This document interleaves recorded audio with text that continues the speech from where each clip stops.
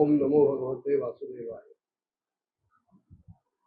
मैत्रेंजींकडनं ह्या आदिराज पृथू महाराजांचं सगळं वर्णन ऐकलं, पण तरी सुद्धा त्यांचं समाधान झालं नाही विदुरांचं.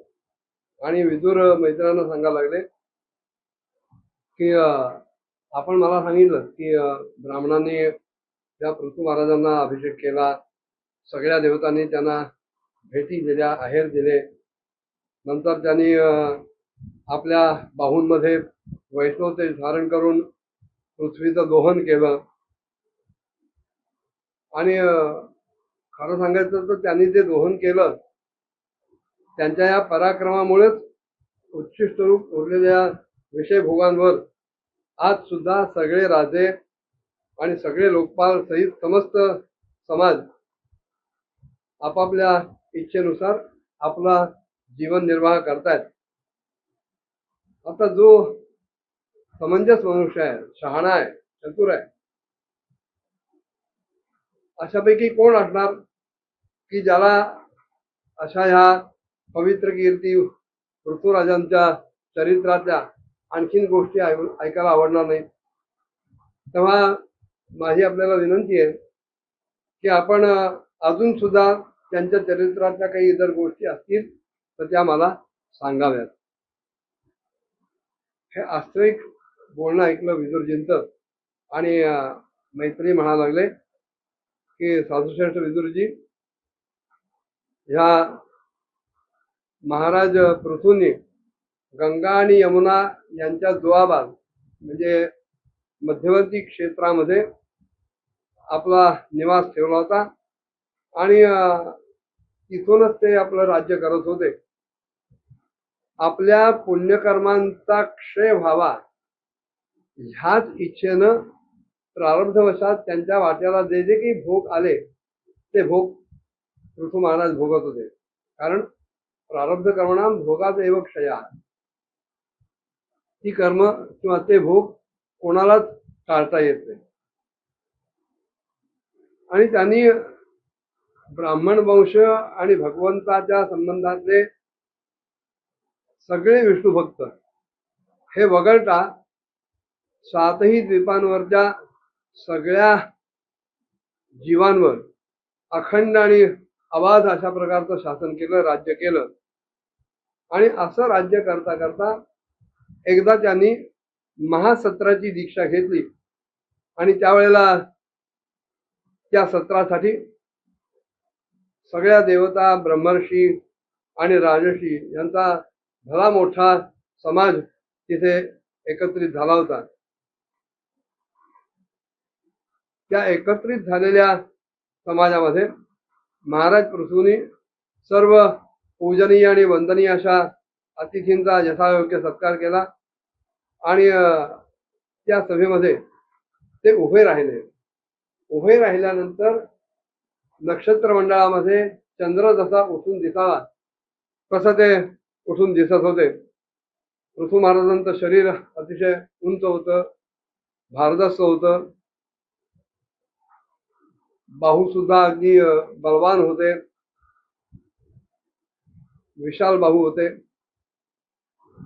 गोरा वर्ण, डोळे कमळासारखे सुंदर आणि किंचित आरक्तवर्णी, झरझरीत नाक होतं, मुख अतिशय मनोहर आणि आकर्षक होतं.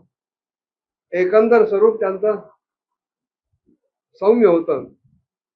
उंच भरगतचे खांदे होते आणि हसताना ओठ विलग झाल्यानंतर दिसणाऱ्या ज्या दंतपंक्ती होत्या त्या सुद्धा अतिशय सुंदर दिसत होत्या.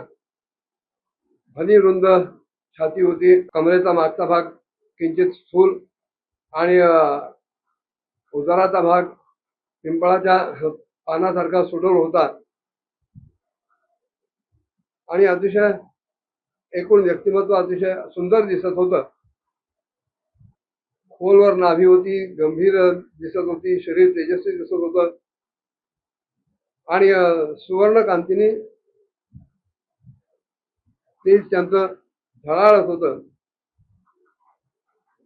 पृथू महाराजांचे बाल केस कोमल होते, नाजूक होते, बारीक होते, किंचित कोरडे होते, काळे होते आणि घट्ट होते.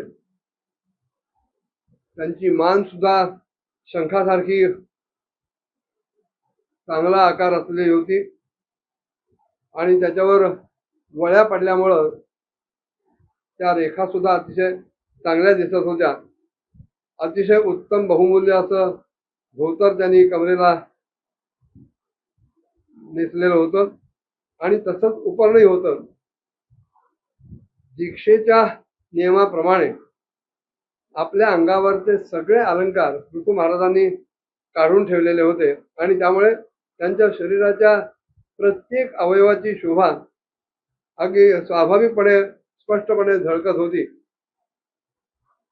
अंगावर कृष्णमृगाचं चर्म धारण केलेलं होतं, हातामध्ये कुशळ घेतलेले होते आणि त्यांच्या शरीराची कांती अधिकच तेजस्वी अशी दिसत होती. जणू काही राजा पृथूंनी सगळ्या सभेला आपल्या हर्षयुक्त आनंदी स्वभावानं जिंकून घेतलेलं होतं, मोहून टाकलेलं होतं आणि शीतल अशा आणि स्नेहपूर्ण नेत्रांनी त्यांनी जेव्हा सगळीकडे बघितलं तेव्हा मग हळूहळू त्यांनी आपल्या भाषणाला सुरुवात केली. त्यांचं भाषण अतिशय सुंदर, योग्य पदांनी युक्त, की ज्याच्यामध्ये कुठल्याही प्रकारचा संदेह संदिग्धता नव्हती.